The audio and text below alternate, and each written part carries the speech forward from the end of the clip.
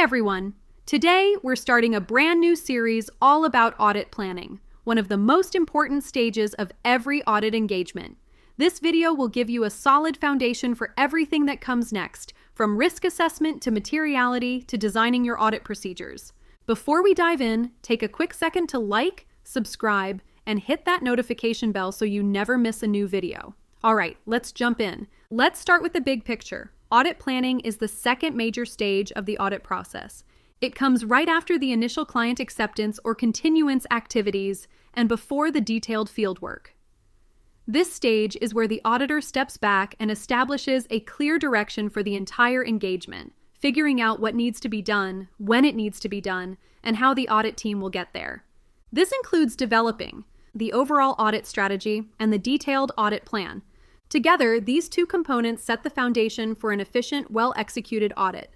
Now that we placed planning in context, let's talk about what audit planning actually involves. Audit planning is all about creating a roadmap for the engagement. The goal is to ensure that the audit is performed efficiently, effectively, and in a way that reduces audit risk to an acceptably low level.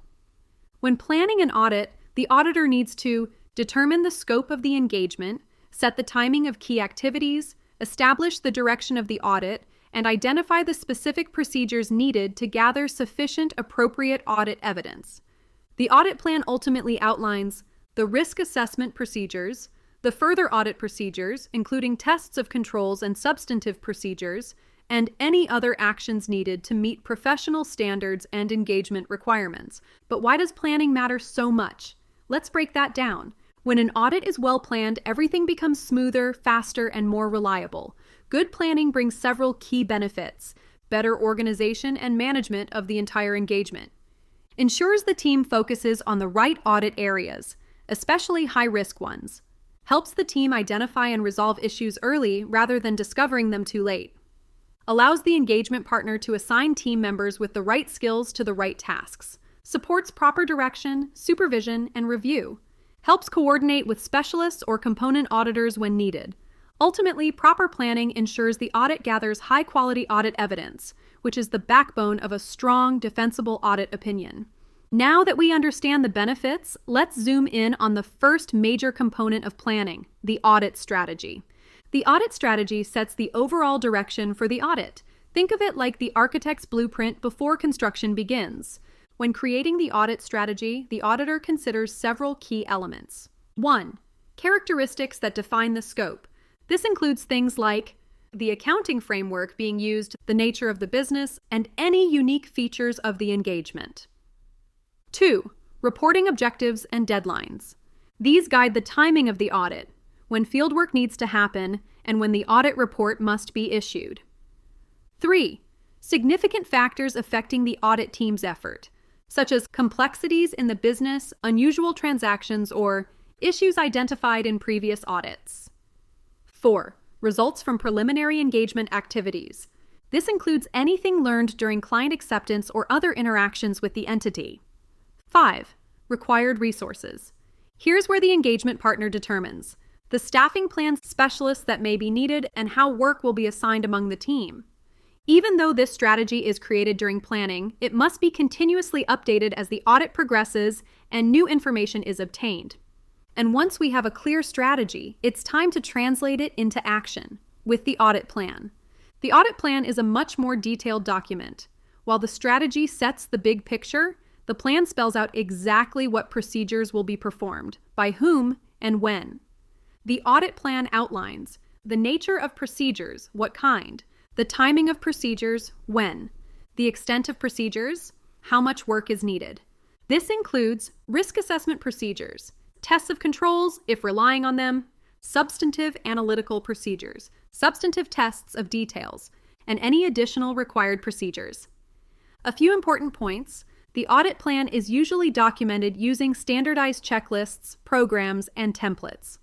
Audit planning is synchronous, meaning multiple team members work on different planning components at the same time. It is also continuous. The plan may change as new information emerges during the engagement. And this brings us to one of the most useful tools for structuring an audit plan, the RAMP framework.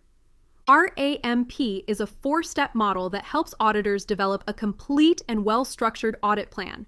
It stands for R, risk, identifying the risks of material misstatement both at the financial statement level and at the assertion level. A, approach, determining whether the auditor will rely on controls, rely mainly on substantive procedures, or use a blended approach. M, materiality, setting materiality and performance materiality, which guide the nature and extent of audit work. P, procedures, designing the specific audit procedures, including tests of controls, substantive analytical procedures, and detailed testing. RAMP becomes the backbone of the planning memo and guides the stages of planning that follow. To solidify everything we've discussed, let's look at a practical scenario. In the example scenario, a senior audit associate named Gina is responsible for training new staff. Gina prepares a memo explaining 2 key concepts. 1. The benefits of proper audit planning.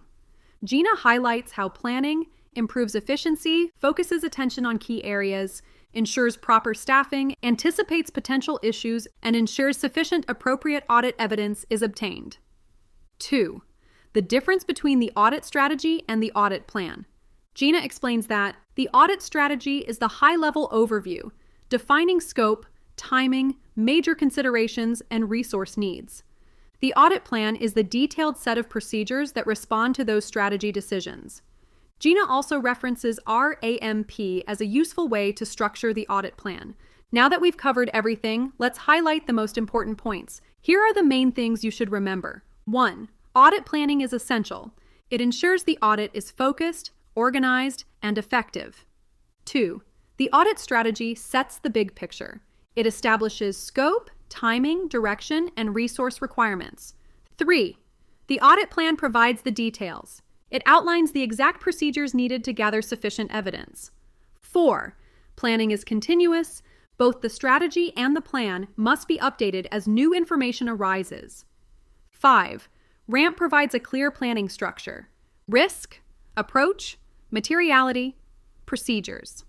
And that wraps up today's introduction to audit planning. In the next episodes, we'll dive deeper into each element of RAMP, starting with risk assessment, one of the most important areas in audit. If you enjoyed this video, don't forget to like, subscribe, and leave a comment telling me which audit topic you want to learn more about. Thanks for watching Canada Accounting Insights, and I'll see you in the next video.